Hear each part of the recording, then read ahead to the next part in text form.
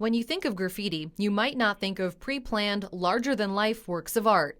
It's often letters or crude pictures sprayed haphazardly on the side of an old building or train. But Jessica Hammond, known as Brutal Doodles in the art world, is taking the legal route, beautifying the old Grandview Park water towers. One of the biggest, coolest things about doing the graffiti pieces up here is covering up a lot of the chaos that exists on the water tower.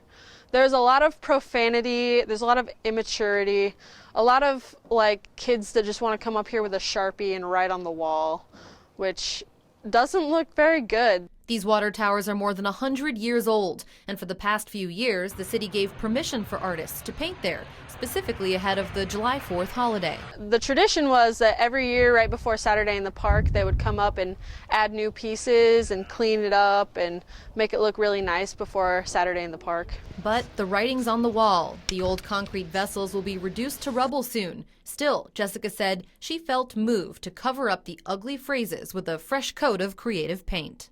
I think it's only right to cover a lot of that up, cover as much of it up as I can so the water towers can go out in style.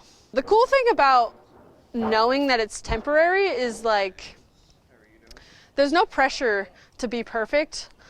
I'm just out here practicing Her out-of-this-world style with a new medium on a unique and temporary canvas. I've always been fascinated with outer space, and around last year I really started to hone in this style that I'm doing of aliens and spacemen and Space Steve. I've just been calling her Space Babe. This was just a drawing that I did a couple months ago.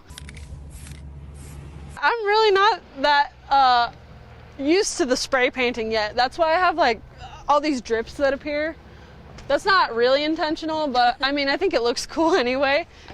If I had special caps for the cans, I could do smaller detailed lines and different types of things, but all I have available to me is the Home Depot special. Right. And because the wall is already covered with decades of old paint and crumbling concrete, creating art on top of the offensive graffiti was complicated. There's a big old phrase across this whole part. So what I started with was filling in the background just to get it all covered up, and I knew that I was gonna have to make it a long piece, so I was like, well, I'll just draw her laying down, and then I had my friend pose for me, and so I just kind of sketched it out on the wall with white paint, and then I went through and I filled in all the colors.